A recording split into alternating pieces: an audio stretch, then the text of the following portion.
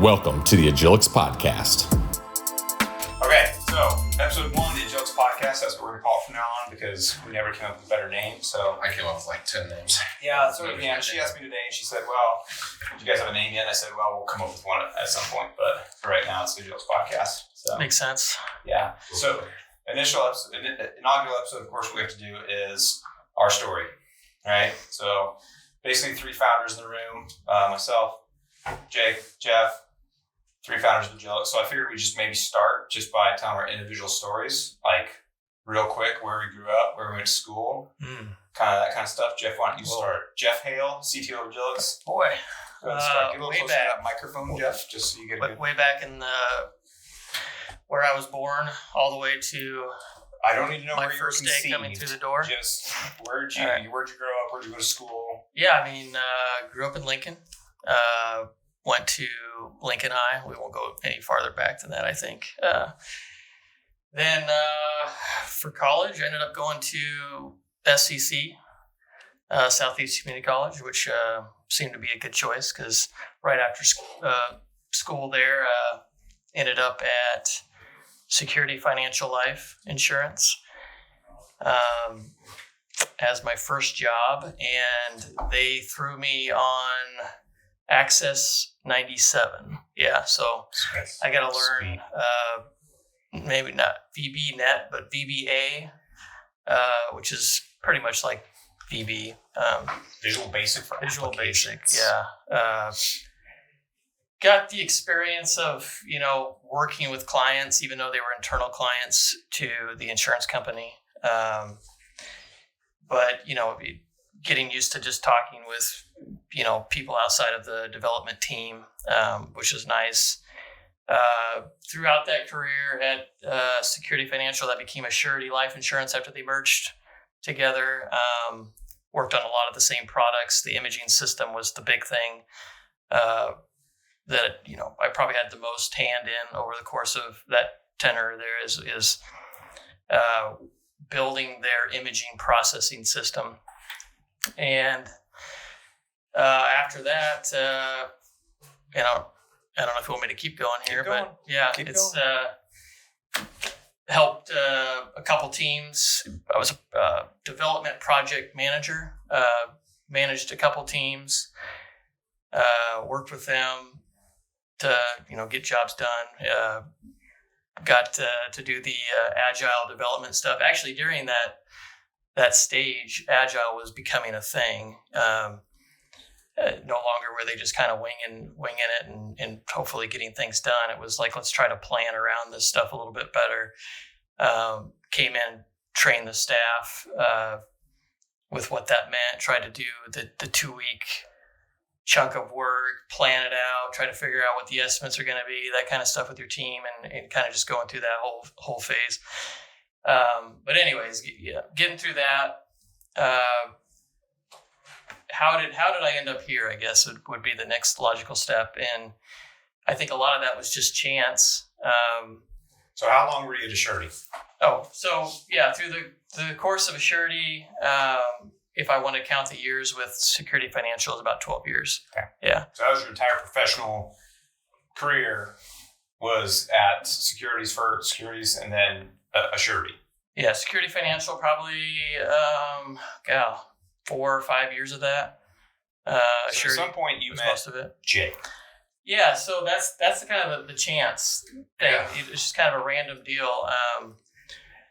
Our second house together with me and my wife, we had a neighbor that turned out to be our brother-in-law. Jake's brother-in-law. Started going over to his place, a few times. And really, I guess thinking about how I ended up in this year at Agilx, like a lot of it has to do with Nate, I guess. Yeah. You mentioned, hey, you should really talk to Jake.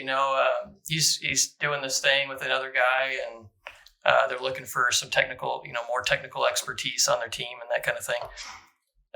So after a few times going over to his house, the stars aligned and Jake was there as well, and we would just talk for long periods of time. Yeah, I remember we were sitting in the garage having a conversation about Silverlight because we were developing an application for a contractor here in town. And it's that first point of sale system. And I think I mentioned to Jeff, like, we're in the software space as well. And I didn't really know a whole lot about like programming languages or anything like that, but I knew enough to have a conversation with him. And we talked a little bit about Silverlight and things like that. And I think I just said, hey, you should come meet my business partner, Dustin. And I think at the time, after being there for, the same place right out of college, it's very repetitive where I was at. It's like building the same sort of things. It's internal applications, still line of business applications, which is a nice transition into what we do now. But you're managing things that were built, years before you and a lot of technical debt. It just gets, it gets kind of boring, obviously, over time.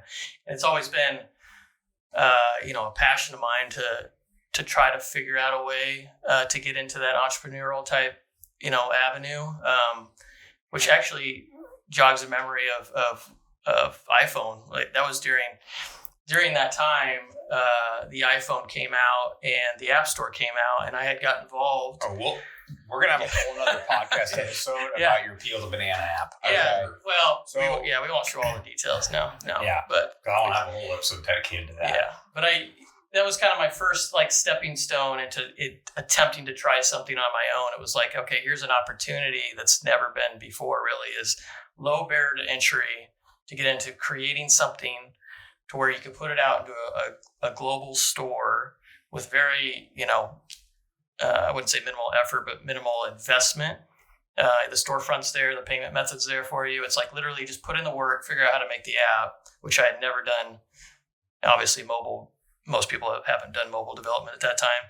That was Objective-C at the time. So different IDE, different syntax, completely different what I was doing before. I mean, this is BB.NET that was the main thing I was using.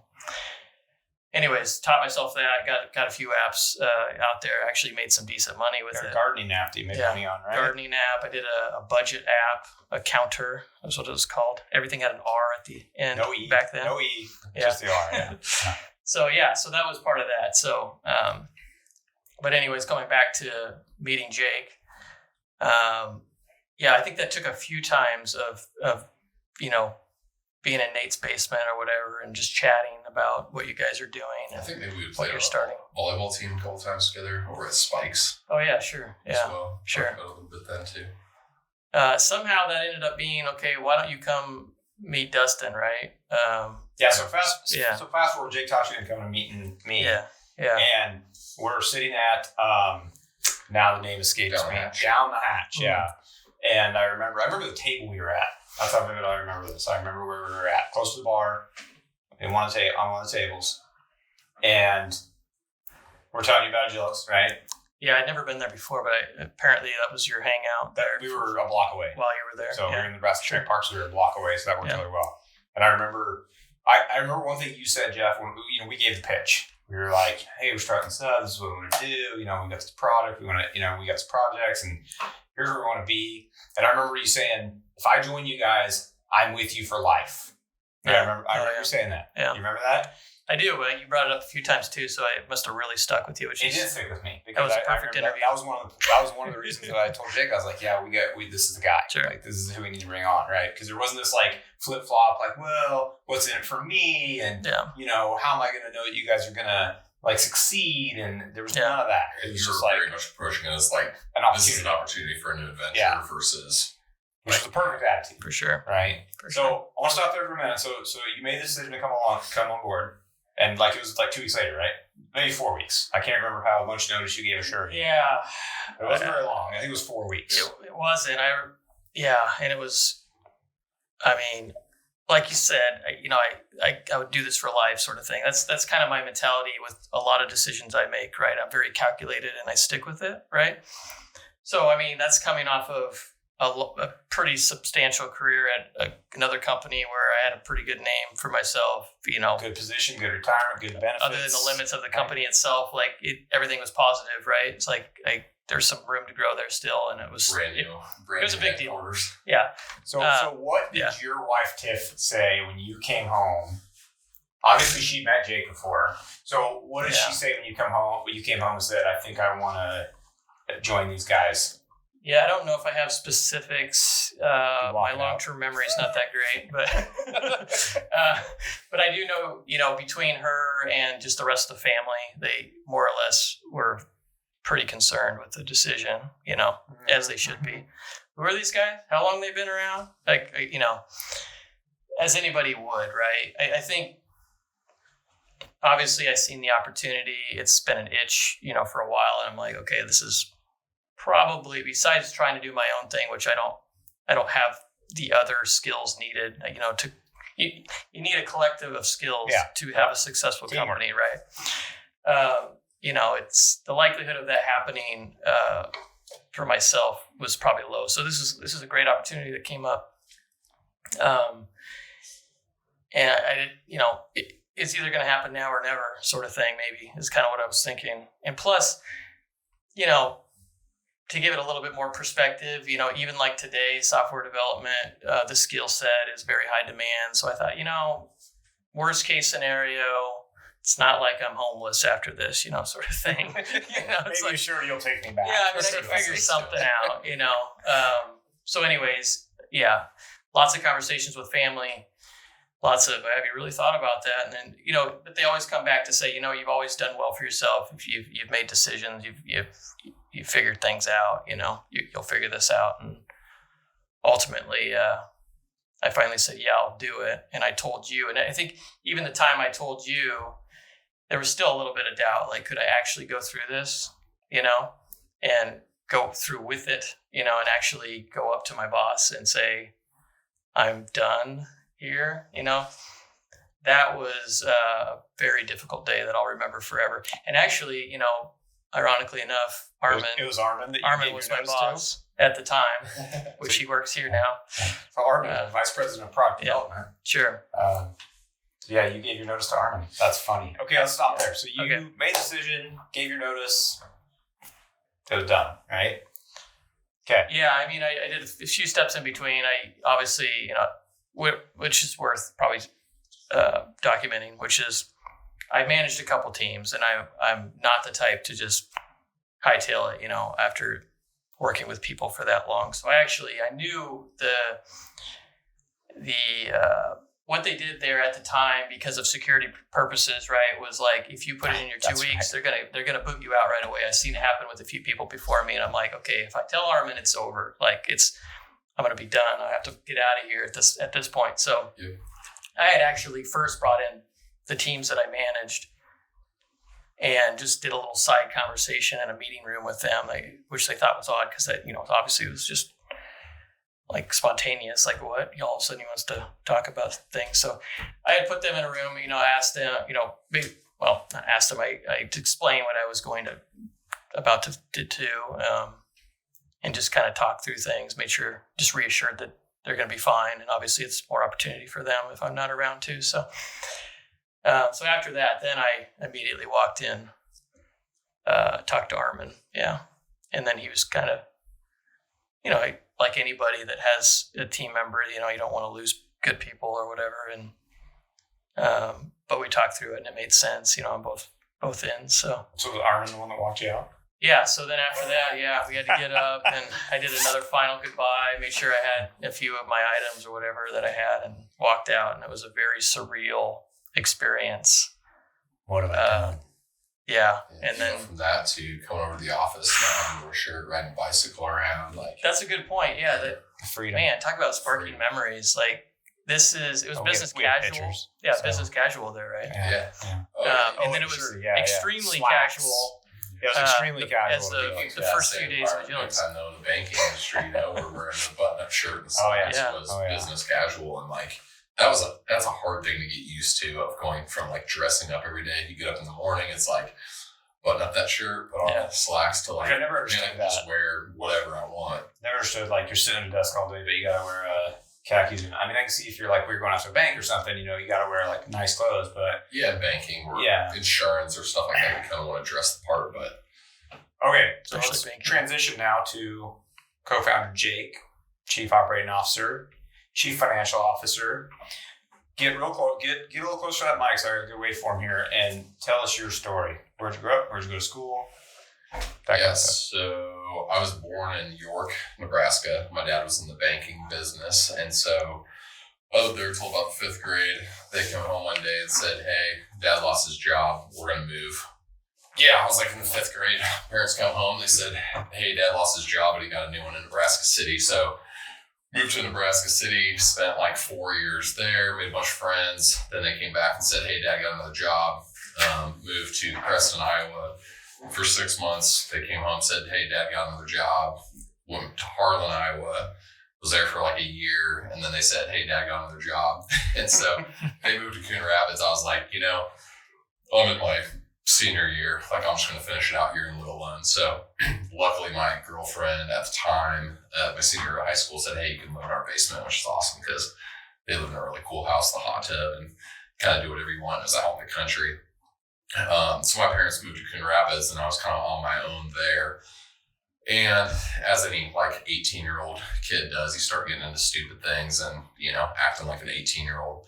Luckily, I was in pretty much every sport: tennis, soccer, football, all that good stuff. And so it came to like maybe 2 weeks before I was going to graduate high school. And I remember my mom coming down to the soccer field, and she said, "Hey, your grandpa's on the phone. He needs to talk to you." And so I ran up and hopped in the car and got on the phone, and Grandpa said, "Hey, I've got an opportunity at an architecture firm in Lincoln. It's a buddy of mine. He's got an internship that they potentially have available."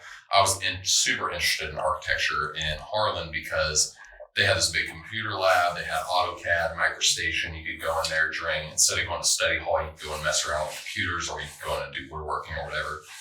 So I spent a lot of time just trying to get into MicroStation, design things, do some mechanical drafting and things like that. That's kind of where I first discovered a computer. I really didn't use one besides like MSN Messenger back in the day. Where it's like, you wait for dial-up and malls on the phone, so you can't get on or anything like that. So I thought my path was for architecture. So I came to Lincoln and went out with a really nice guy to lunch from Bar Vermeer Hacker here in Lincoln. And they offered me an internship there, which I thought was like unbelievable. They had an office downtown Lincoln on 13th and O Street with these huge windows, and it's an architecture firm. So it's like set up amazingly nice. They also had a downtown office up in Omaha as well. And so you're like, what, 18, 19, 20 at this time? Just turned 19. 19, all right. Yep. And so I made actually a fun group of friends there that were like in their 40s, 50s, some in their 60s, and we would go out and they would sneak me into bars for drinks. We'd go ride mountain bikes and do stuff like that. So that was my first time, like, hey, I came to Lincoln, but all my friends, I'm living in my grandpa's basement. My grandma's doing my laundry. I'm waking up in the morning, reading the paper with my grandpa for like a year, and then going out and hanging out with like 60-year-olds, So I had this like older crowd, and I didn't really have a whole lot of friends in Lincoln yet because nobody had really come to college yet. It was kind of this in-between time, which was in retrospect really good because it allowed me to grow up a lot from the kind of that high school to like, oh, this is what it's like to go to bed and, eat dinner, go to bed at a decent time, go to work, and so, created some habits and have my grandpa to thank for that. But anyway, so at the architecture firm, I was like the youngest person there, obviously, and they said, "Oh, you're young.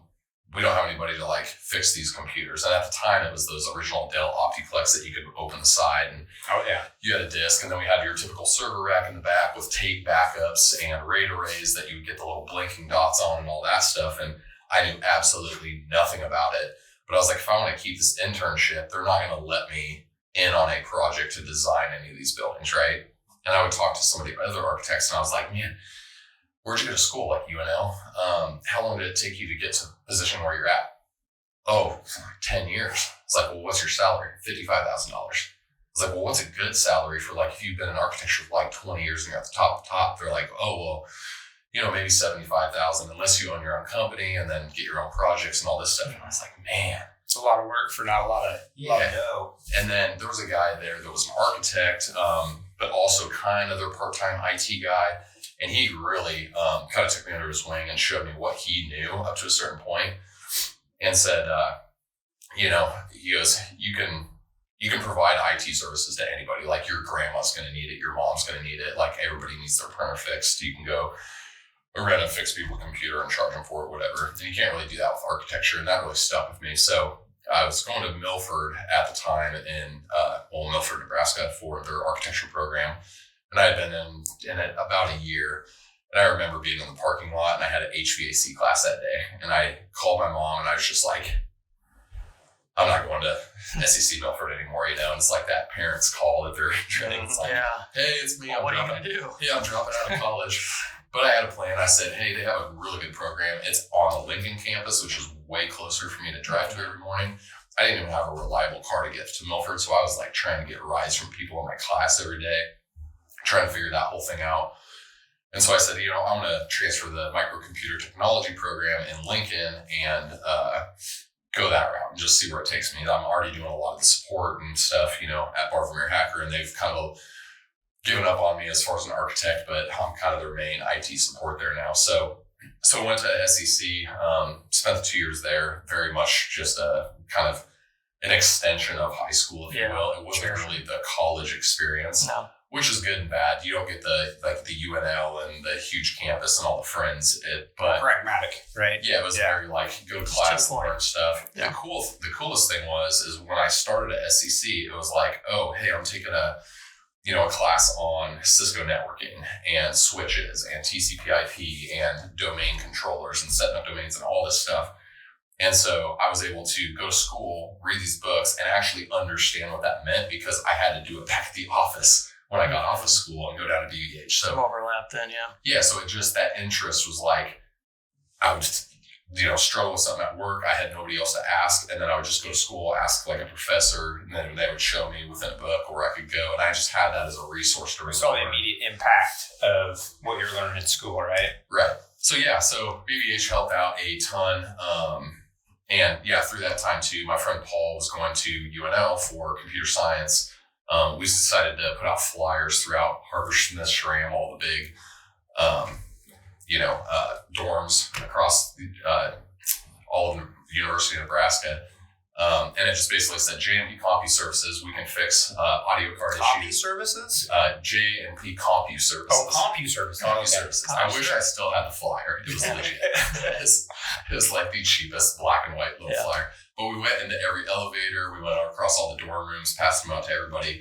And the cool thing about that was another learning experience where it was like, we just put flyers all over that campus, and we started getting phone calls like crazy. And we would go into these dorm rooms, and people would have like, my audio cards aren't working, and I got homework to do, and I can't get it done without this, or I can't figure out how to install this print driver, or my disk, is messed up on my computer. It's going tick, tick, tick, whatever it might be.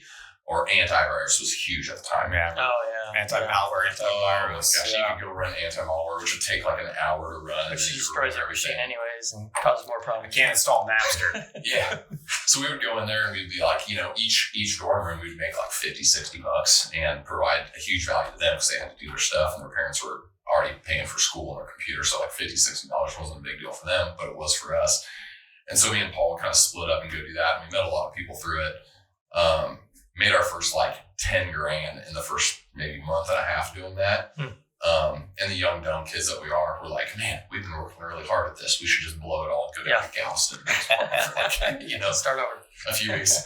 So we did that. We got our friend's Cadillac, drove to Galveston, blew all the money, came back up. Paul was like, man, I'm just getting too busy. I got to go help dad out on the farm. So I ended up doing it for like another 6 months just to make side money, pay for my first apartment rent, which I think was like $240 a month. And my Honda payment and stuff like that. So interesting. Pause for a second. It was interesting because Jeff, you said something about when you did your app, that was kind of your it's probably the light first bulb real for entrepreneurship, right? And what you're hearing is like you're the J and JP Compu Services. JP Compu Services trademark. Yeah.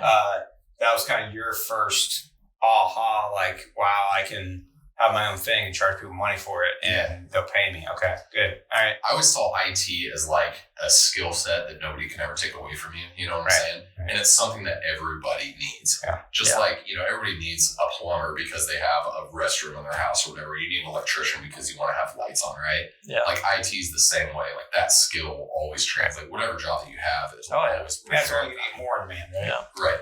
All right. So let's take priority. Let's keep going. Okay. So you graduated from SEC, right? You did the CompuServices for like another 6 months, and then go from there. Yeah. So from there, I got a call from Tech Systems. I went over to Nelnet for like a temporary, like 3-month job.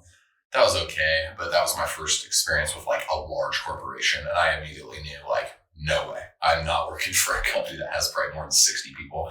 It was just a completely different environment where you just didn't feel that connection to the business at all. You just show up, do your job. You might have like a management layer above you, but then they have 3 above them. And so you just didn't really feel like you were contributing in any meaningful way.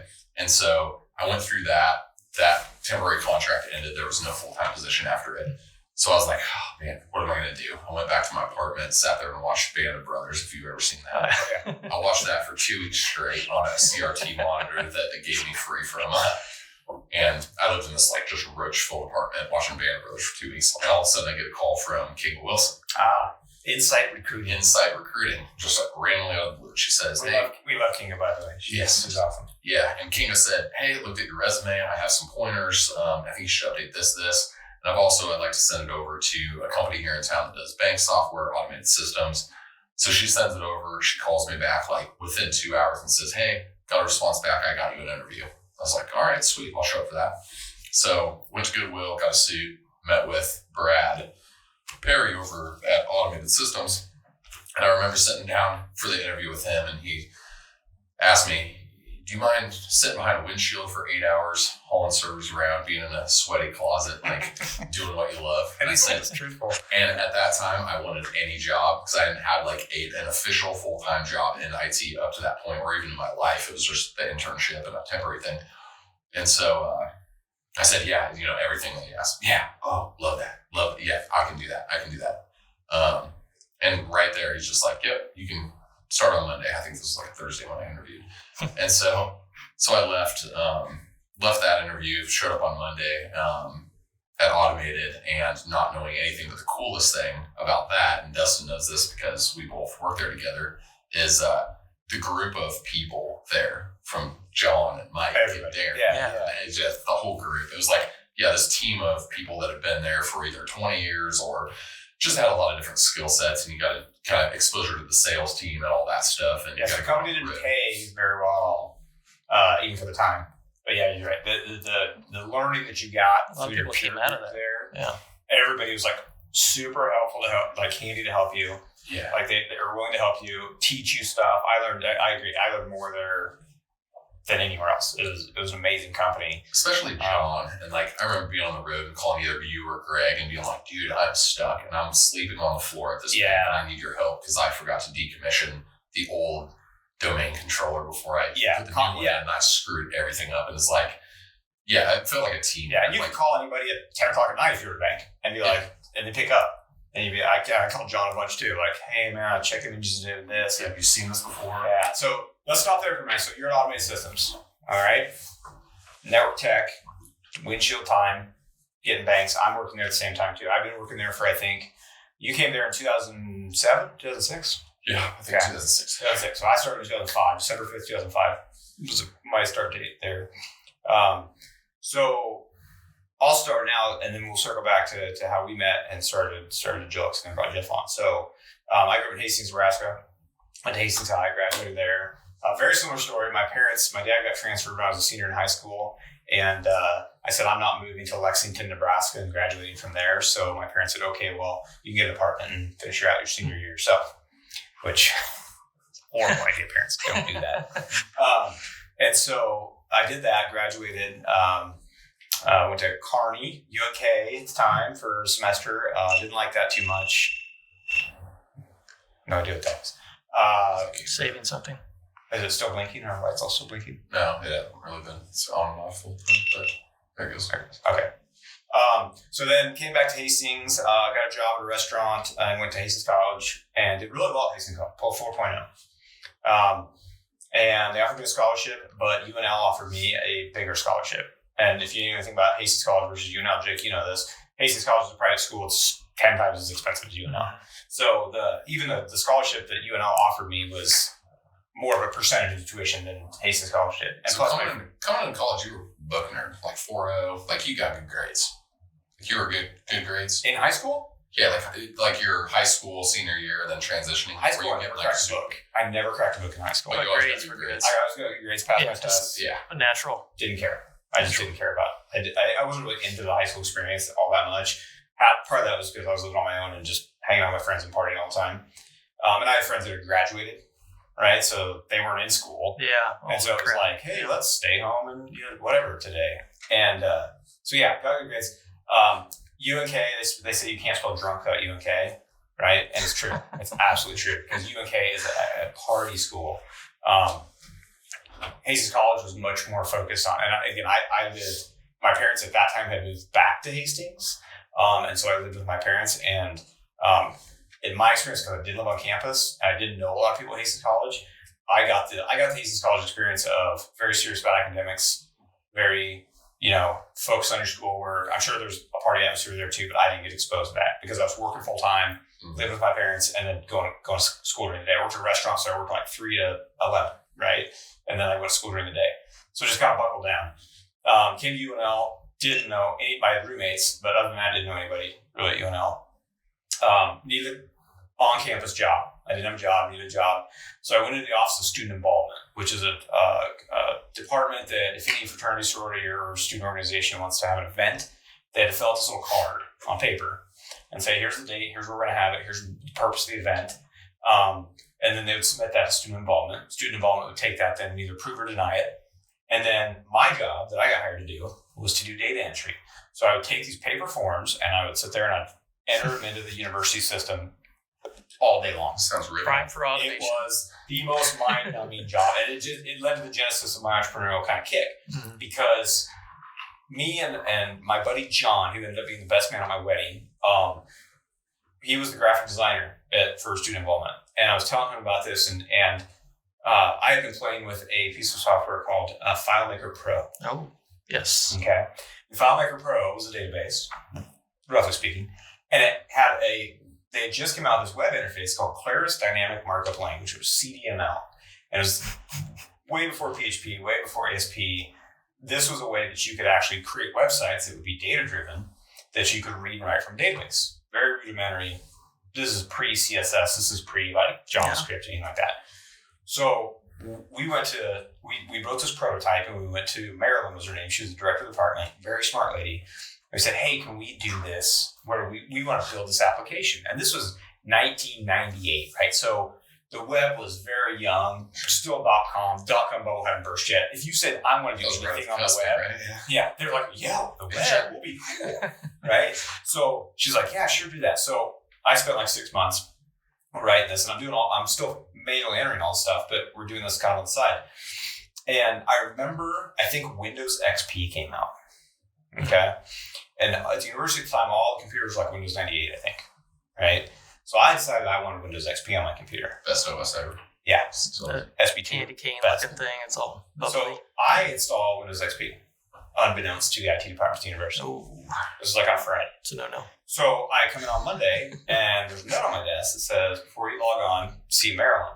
So I go and actually I think Tom is the assistant director. I go see Tom, and he sits down. Tom's this very kind of stoic person, and he goes, Dustin, I just want you to know you still have a job, but IT detected that you installed an unauthorized upgrade on your computer, and so over the weekend they remotely wiped your computer and restored it to Windows 98. Whoa! You and all IT security on point though to recognize that. The problem with that was all your stuff was there. There was no source control back in the day, or at least I didn't know about source control back in the day, other than like copying it to a floppy disk, right, or running it to a CD. Well, you're a single developer too, and then, we all know what the source control is for single developers. 6 months of work gone. And I was young, dumb, and seeing red. And I was like, I'm not going to show these people. I'm going to quit. Right? Which is stupid because they didn't care if I quit. Yeah. So anyway, so I turned in 2 weeks notice, I quit it. So my girlfriend at the time worked in student involvement as well. So about 2 months later, I would say, we are at an event at student involvement, and they just redone the student union, and they I think it was to unveil their new offices. And so we go up there and we're mingling, you know, and I didn't work there anymore, but I was still friends with everybody. My girlfriend still worked out, so we're up there, and Marilyn comes up to me and she asked me, "Hey, what are you doing nowadays?" And I said, "Oh, you know, just going to school and, you know, whatever. I'd gotten over it by that point." Yeah. And she goes, "Hey, I wanted to talk to you about maybe writing that application that you were working on again." And I said, "Well, how would that work? What do you mean?" And she kind of chuckled. She said, "Well, basically, you know, it'd be the exact same thing you were doing before, but we'd pay you like 4 or 5 times as much because you'd be a consultant." Yeah.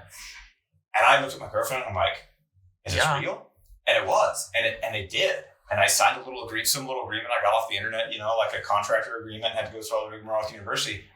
But they paid me like 5 times what I would have made to write this application. And I was like, ding, I registered quantconsulting.com. I was like, I am a small business owner. Like, I'm going to do this. And I did some other projects and stuff like that. But then kind of life caught up. I mean, school got hard. I got into junior, senior year. Just couldn't do it anymore. I was, you know, in my capstone classes, a lot of time I was working 2 jobs. I couldn't do it. Isn't the crazy thing in retrospect, you ever look back and go, man, what if I would just quit school right there with that realization? It would have been crazy. And like, but the web wasn't far enough along where you could do a lot of just-in-time learning. You know what I'm saying? And keep in mind that the .com burst happened a year after that. Yeah. So nobody for like a year would touch anything internet related. Yeah. Like they didn't want to hire anybody. They didn't want to do any projects because back in the day, believe it or not, this is 23 years ago, there were people that legitimately thought the internet was a fad. Especially after the .com bust. They were like, "Oh, this didn't work. You know, we're going back to the old way of doing things." There were people that thought that. Like, a lot of people did. Yeah, I mean, like most things, as it transitions, there's a lot of doubt. For sure. Like, people lost billions of dollars. And so, anyway, fast forward, I graduated with a degree from university. Funny enough, opened a restaurant with an old professor. Helped him open a restaurant. That was a terrible mistake. It was a favor to him more than anything. Worked there for a year, aged 5 years in that time. Kind of floated around. Ended up at Automated Systems. So, and I just gotten married. It was summer 2005. I got married August 2005. Was working in a restaurant at the time, and said, you know, at these restaurant hours, I just can't do this. I'm married now. I want to start a family. So, I think it was an ad online I found for Automated Systems, or somehow I found it online. And same experience Jake had. I go in, I sit down, Brad's sitting there. Did you go through Kinga at all? No. Oh, she recruited me for the next part of the story. Oh, yeah, that's right. But so I sit down and same exact interview.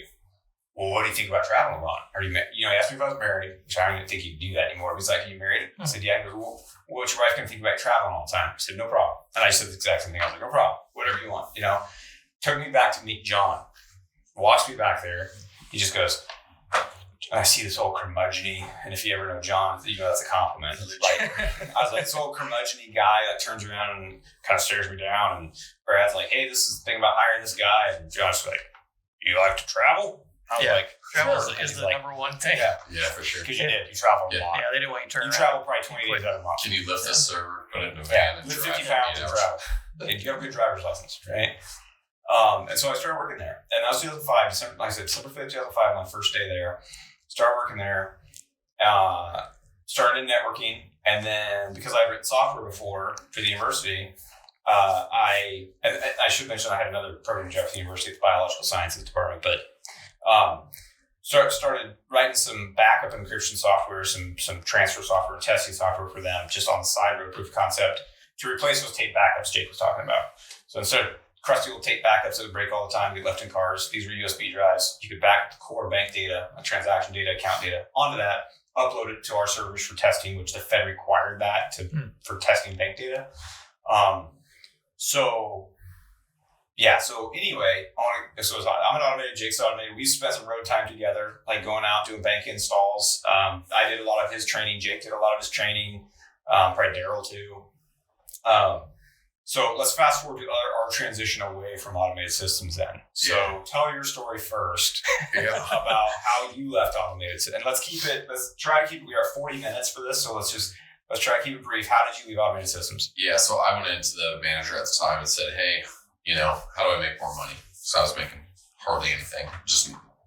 What about your travel time? They were paying for all that. They would do per diem and stuff like that. But I mean, you're staying in a town of like how many 60 people? Maybe the hotel. I mean, we're hotels, talking hotels, not hotels. Yeah, so, one spot. Which is why they were setting you up because you knew the lifestyle wasn't good. Like you got overtime. I mean, it was good for that. Like at the time though, it was just like it underpaid probably $15,000 compared to other jobs that were in. They didn't screw you over. They just didn't pay very well. Which the nice thing is, when I went in and I asked. I can't remember the manager was at the time, Gary, and I said, "Hey, Gary, I want to make some more money. I want to be at this point." He goes, "Honestly, best advice I could give you is go get another job." He's like, "If you job hop," he goes, "you'll make that extra $15,000 like tomorrow, versus trying to ride it out and try to get your 3% raise." Yeah, we could have a full time podcast just on that topic. Yeah. So that was right. That was great advice. Yeah, it was great advice. So I like literally the next day I found iUniverse, which is a self-book publishing company. It was right up the street, right down from my girlfriend, now wife at the time, Cassie. So it was like in walking distance. So I never had to drive. I applied there for a network admin job that paid like $20,000 more than what I was making on automated systems, and immediately got that job and went in there, and the environment was fantastic. Like these were like, I don't know, editors and things like that, and they had a small IT department, were running some Linux at the time. And I was really curious about learning more about Linux, and they had a guy there that was just an expert at it. And so he started kind of training me up on that. I was doing just typical desktop support, working with servers and things like that. And 3 months in, all of a sudden the owner of the company comes in and she goes, "Hey, we are shutting down operations here in Lincoln," which they had 75 employees, "and we're going to move everything to Indiana. So your job is secure, but it's now in Indiana. So who wants to go?" And everybody's just like looks at each other like nobody. Seriously? Like, all right, everybody's got 2 weeks. We're going to be packing up the office, but we'll pay you for that time. You just try to keep operations going, which everybody just kind of sat around. And that was actually kind of a party for 2 weeks at that time. But I was like, all right, now I got 2 weeks to find something. So put out applications again, went to a couple of different IT companies here in town, got offered out of like the 5 interviews that I had over the next 2 weeks. I got offered all 5 positions. Went with kind of not necessarily the highest paying one, but the one that I thought I wanted the most, which was over at Kidwell. And their IT support department had accepted the job. I was getting ready to start on Monday. Okay, so Dustin gives me a call. Yeah, segue. So Jake's accepted a position. He's left automated systems, went to iUniverse for a while, and then now he's got a job pending at Kidwell. So very similar story. So I wanted to get into the software side of things. Right, I was doing it, and in the last year and a half of automated systems, basically the owner of the company came to me and said, "You do what you want. As long as this backup software runs and you keep enhancing it, you keep writing it, you don't have to go on the road if you don't want to. You can just sit in your office and your cubicle and you can code." Yeah. It was kind of, if you didn't care about the money or aspirations, it was a dream job. A lot of freedom. Yeah. A lot of freedom. But I wanted to do more. And so there was a product manager position that was coming up on the development side. And I was kind of starting to study like application architecture and design and stuff like that. So I went to the owner and I said, "I want this job." And he said, "Well, I'll talk to so-and-so, the head of that department, and get back to you." And about a week later, they were cognizant of my time. They took it about serious. a week later, they came back and they called me and they said, "Well, here's the deal. We really want this other guy, but he's probably going to be too expensive. Oh, so use your inside voice for some of this. You can have the job." It's like, geez. And again, I'm young. I'm a little bit older, but I'm young. I'm seeing red. I'm like, what? F you, right? Yeah, even if you're thinking it, you don't have to share it, right? Yeah, It's like, yeah. So I see an ad for an IT manager. I reach out. It's Kinga Wilson, Inside Recruitment. She said, I have a phone call with her. She says, "Dustin, this job's director of IT at this company. Now, it's a very unique company, and I don't want you to have any preconceived notions. It's a payday loan company, but they do other stuff. They've got some aspirations in software. They've got a whole software department. They pay really, really well. And a sweet office. Sweet, brand new office. Really progressive company. Why don't you come in for an interview?" So I come in for an interview. Female owned, which is great. But basically I'm told, okay, you're going to be the director of IT and you're going to have basically autonomy. Like you got developers, IT staff. You can hire who you need. You have a budget to hire. Here's the goals that we want to do. And I said, great, sounds great. And at that time I was so mad that automated, because I loved the people that I worked with, but the money just wasn't there. And the fact that they would snub me for an outside person just because, that person's too expensive. Anyway, So I take the job, go in and tell the owner of automated systems at Brad, I say, hey, I've taken this other position. Here's my 2-week notice. And he says, oh, by the way, that other guy didn't take the job, so it's yours if you want. And again, do you want to be our leftovers? Yeah, being a little bitter. Yeah, we're on your second chair, right? I was like, no, thanks for the offer, but I'm going to accept another offer. So I go to put my 2 weeks in. I go to this new company, and I had a second in command kind of there, and he was very mad that he didn't get that job because the guy that was there before me left that job, and kind of second in command didn't like the fact that he was not for that job. So I get there and I'm getting immediate pushback. Right, the place is just a mess. Just the guy that bought servers and just let him sit there and never used them. I mean, it was just a mess. He just spent money. So about 2 weeks after I start, the guy gives notice. And so I didn't have any knowledge from my previous guy, the person I took the position from. I didn't have any knowledge from my second command right there because he was leaving. And he wasn't volunteering anything, right? Because he was bitter. So I was like, man, I need help. And I remember Jake and I got close to automated, and I said, what do? You call the smartest guy you can. That's what I would have done too. And I he called everybody else. No. I called Jake first, actually. He's the only one that picked up. Yeah, I called Jake first. Better or worse, I called him first. And I said, and it's funny because looking back, I gave the same pitch King you gave me. I was like, hey, it's kind of a, here's what it is.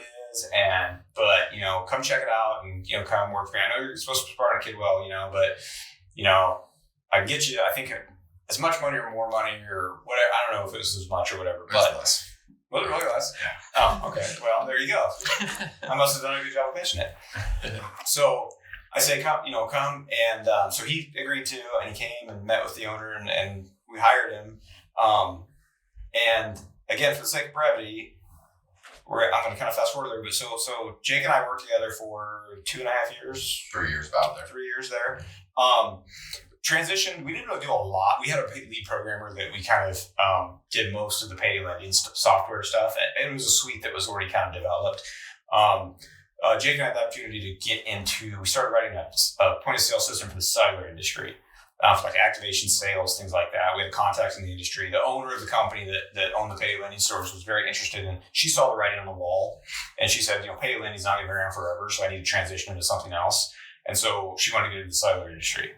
To say that company was a dumpster fire is complimenting. It's rude to dumpster fires, I would say. Yeah. To say that was a dumpster fire. But also too, just similar to our previous experience in the banking industry, I think. Looking back at it, it's using somebody else's money to further your skill set. How I always saw it. And the coolest thing about that company was not only were we supporting their existing software and IT infrastructure and all these stores and employees and stuff, because that is a big operation even outside the corporate office, but also too, it gave us the opportunity to play around with the different servers that we got to put in there. I got to do an entire business where I got to go and take a high-end camera and virtual tours, Midwest Agent. And Dustin, I think you built a website where an agent could come on and they could pay like $60, and I would get the order, and then I would go out to the house and I would literally sit there. And I'd come back and I would use Premiere Pro because we had all the nicest equipment, like brand new Macs, brand new camera. I had 4 monitors going across this bench, and I would basically produce these virtual tours and things like that. We wrote a surveillance system called Red Eye. Yep. And we wrote that. I produced commercials for all of the stores with that Mac. Like I was doing motion graphics and stuff like that. The autonomy and the opportunity, you're exactly right, Jake. The opportunity and the autonomy to explore and experiment with and it's funny because the owner of that company used to call it, people get hooked on OPM, other people's money, right? And she was as crass of a woman as she was. She had some business sense to her, and so at that time we did a lot of things, and it really anything we could think of, as long as we could pitch it well, and say that there was a potential revenue there. That was the thing. She was always open and down for new opportunities, for sure. Yeah.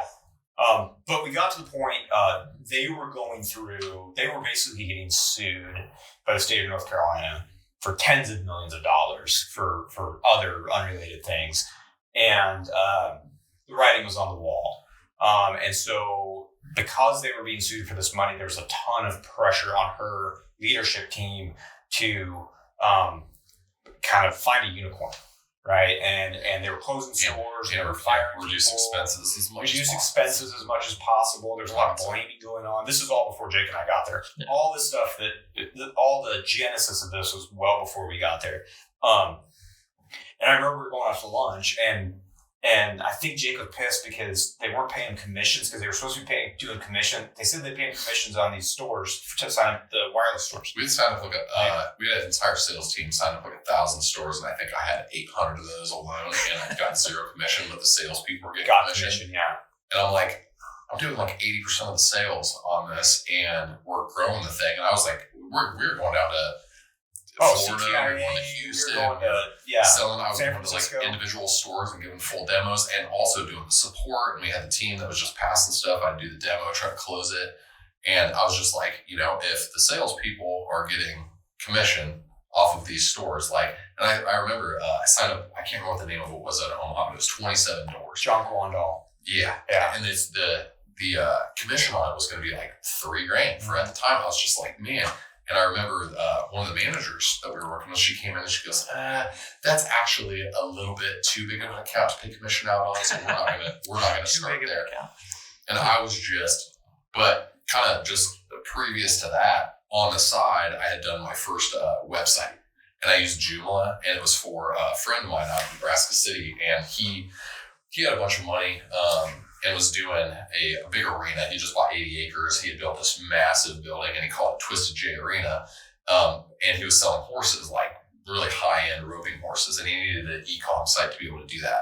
So I spun him up a Joomla site on the side and basically gave him the ability to list all his horses with prices and everything, and then be able to call. And I did that site for him for, I think it was like $1,500. And at the time, that was like the first time since J&B Coffee Services that I'd ever even charged for like an IT service. And this is the first website that I'd ever built. And I wish I still had screenshots. It looked like absolute garbage. I think you showed it to me. But anyway, he paid me that $1,500. I got the site done. He actually used it for like 3 years or so after that. But that was kind of that, just re-sparked that. We can use our skill sets, and I knew that Dustin could program, was really good at it, and I knew that I could kind of wear hats and be on the IT side. And so that's when, at that lunch that day, I was actually going to tell Dustin that I was quitting. And I said, Dustin, I'm done. And then we said, and you were like, what? I remember the conversation well. I'd like to be done too. I remember it as much as I do the conversation with Jeff at the bar, because I remember that I was being pulled into some meetings at that company that I was really uncomfortable in. That's right. And that was my genesis for leaving it, because I was being asked to do things that, not necessarily legal things, but unethical things that I didn't feel like were right. And there were a lot of people leaving. And I don't say rats jumping the ship, because they were right to jump off. Because these are people that had nothing to do with the legal trouble the company was going through, but they were the ones getting fingers pointed at them by the ownership. And so I remember going out to lunch, and I could tell for a while Jake had been, he wasn't digging it. Like, and not very many people there were digging it at that time. It was kind of a really toxic environment. We were both in interesting positions, because me and my wife had just had our first son. Jake had just gotten married. It was just a very not a good time to rock the boat. Yeah, right. It was 2011, still fallout from kind of the 2008. Yeah, everything was real shaky. Crisis was still like, is the economy actually? Nobody was putting money in anything. And so I remember, we just basically, Jake was venting to me about the commission thing. And in my mind, and I hadn't really probably shared a lot of this with Jake at the time, but in my mind, I'm like, I got to find something different, because this is not tenable. Right? I'm not going to stay here. And I think we just looked at each other and we're like, fuck, if we're doing this for somebody else, let's just do it on our own. Now's the time. Now's the time to take the risk, right? I said, and I think we agreed to that, and we said, okay, let's go and talk to our significant others. right? Which is definitely a different stage. Sales mode. We're like, okay, let's get this. We gotta get this stuff. Talk the hardest people. Especially with a baby involved. Yeah. And so, I think it was a matter of, I don't know, probably days before we said, okay, we're going to do it. Now we got to give her notice. And I remember going into the conference room, remember that? And we gave 4 months notice, right? Because we were the only really people who knew anything about the IT system. There were programmers, but as far as like the infrastructure and servers and how the stores worked. And everybody would say that their job is like super important. If they left, it would be crazy, but that was the truth. That was the truth in our case. We had the absolute keys to the kingdom. Yeah. And it was like you felt bad because you knew we could have left that day. And I mean, that operation would have. To that point, the first person we interviewed for that position left crying. Remember that? Yeah. Left crying. 3 days in. Crying. Left crying. In the parking lot. Yeah. The general manager of the company found him outside the parking lot crying. Jeez. So anyway, they brought a managed services company, and we left after 4 months. I had, for my UNL days, I had remembered that UNL had an incubator at the tech park. So I contacted this college of business. I said, hey, can you put me in touch with somebody? And they put me in touch with, what was his name? Frazier? Yeah, but you're leaving out the best part. Right. Oh, the name? No, because basically we gave our notice and we decided, well, you knew how to develop software and you knew Silverlight. So we were going to develop this generic point of sale system that would work for, I don't know, any business. It was just Crosslight.com. Yeah, it's Crosslight, baby. Crosslight.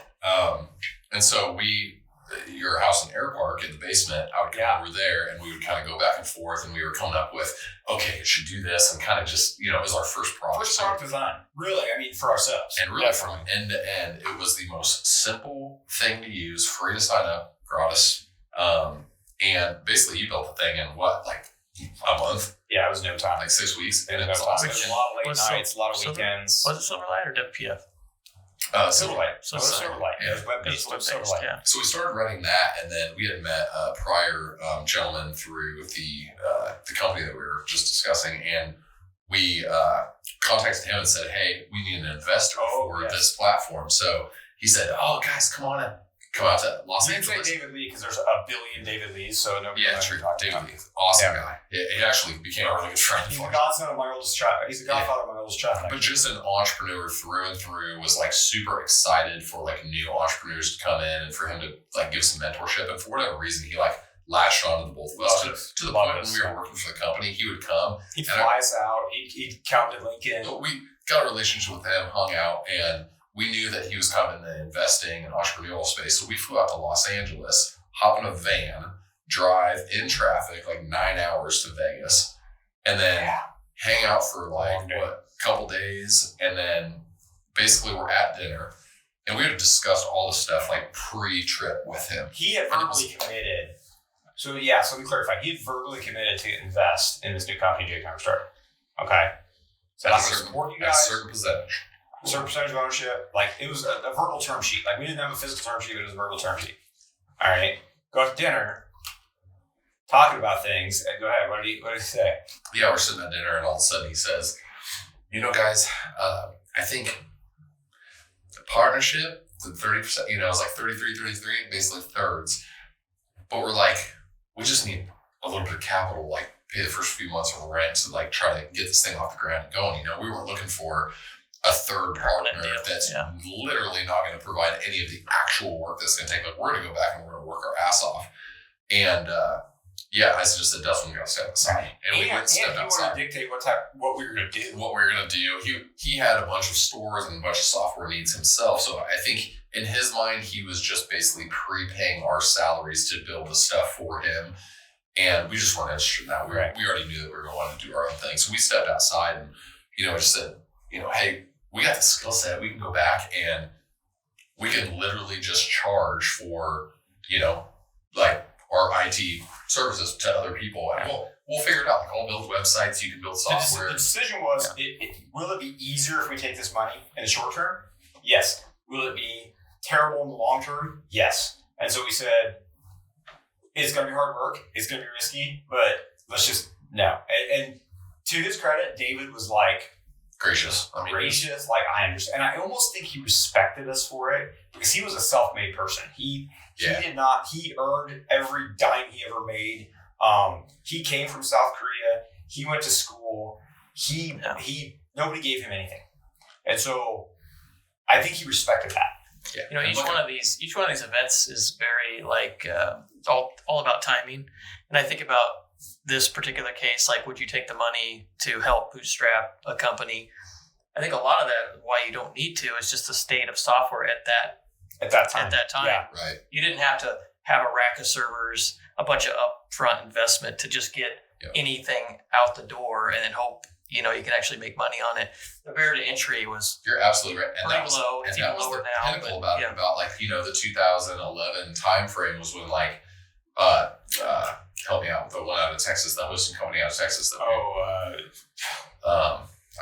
I was one over for Rackspace. Rackspace. Yeah. Rackspace was just blowing up, and it was like kind of the first cloud-based. Yeah, you don't have to have physical servers at a co-location facility. We have this, and you can just pay, and it was all commoditized, and that was a huge expense. For sure. So you didn't have to raise any money. You could just pay like $200 a month to have a SQL server, web server, and then just pay that, develop your software, deploy to that. I mean, the company we came from had 4 racks. Yeah, we saw how expensive that was. Servers, like $20,000 SAN devices that, that was, and if the cloud hadn't been like kind of emerging at that time, there's no way we could have done what we did. Yeah. Not to the scale, not to the efficiency and scale that we did. So guys, we're at an hour. And so I'm going to recap real quick. So, and I'll fast forward just a little bit, but so Jake and I have left our previous employer, sitting in a 700 square foot office out at the tech park. Not much bigger than this one. Not much bigger than this room. Podcasting. Scraping by. We didn't have a lot of expenses though. The rent was cheap. Everything else was paid for. Our wives both worked. So that gave us a little bit of security. And so we had a little runway. Not very much runway, but we had really supportive families. We had a great support system out at the tech park. And we'll talk about those people and possibly have them on, but like Rod Armstrong, Dan Hoffman, Invest Nebraska. And by no runway, we mean basically a month and a half worth of rent, and that was it. Yeah. No way to pay ourselves. No. So but that was great because we were hungry. Yeah. Right? Yeah, let's make it right. And I always forget this, so you guys remind me, and then we'll wrap up after this, but how long after we started? So basically like August 1st is when we moved in, right? Yeah. So we incorporated about like March 11th, 2011. Yeah, give her notice. And then, And then we moved in August 1st of 2011. Jeff, when did you start Agilx? I know it was 2012, right? It was next year. It was June, July timeframe, I think. Okay, so like, let's just roughly say a year later, Jeff comes in, joins the team. Yeah, didn't do my research good enough, apparently. I learned all this stuff. Okay, so it's about a year and a half, exactly. Yeah. Later. Okay, so let's just, year and a half, Jeff joins up, so that's 2012. You're still at the tech park. You look like you know what you're doing. You got a project under your belt. We did. Yeah, I will say that is the most surprising thing about starting this whole thing to me was that when you hang your shingle out and you say, hey, I'm doing this full time, that people just take you seriously. Like, I didn't expect anybody to take it seriously. I expected clients to come in or people to talk to us and go, well, it's just you two sitting here. But everybody we talked to acted like we had this like company that we had built and we had processes in place and all this stuff. And they just like, naturally it was like, oh, you guys have been doing this for a super long time. And I don't know if it's just the way that we talked about it or we've been. I think it was the fact that we have a lot of experience, but I also think it was entrepreneurs supporting other entrepreneurs. Yeah, that's because we did work with a lot of entrepreneurs at the time or business owners at the time. And I think, and again, like you said, it was 2011. There wasn't a lot of custom software development. From my perspective, though, it comes back to my first point was like everybody has a core skill that like makes this work, and part of your guys' core skills were just the confidence oohing out of you, that you could do it and you could sell it, right? And then it was just a matter of could you deliver it, which obviously, you could. So I think that's a big, don't underestimate that, the value of that. I guess. That's what happens when you have a month and a half worth of rent before you're out on your ass. You better be confident. But, okay, so we're gonna close episode 1 there because this whole thing was about the genesis. So now we've got Jake, we've got me, we've got you, Jeff, sitting in an office, banging out code, selling software, selling services. So in a future episode, whether it's episode 2 or not, we'll get into kind of those early days, our early struggles, some of the projects that we had that either were great successes or catastrophic failures. We'll talk about hiring our first couple employees, and how that went, how we dealt with different things, how we grew that office, how we just everything, how we learned a lot about business and software and everything like that. So cover the first couple of years in another episode, but we're at 1 hour and 5 minutes now, so that's probably good. That's quick. It's probably good. So anyway, thanks for listening, and we'll see you on the next episode.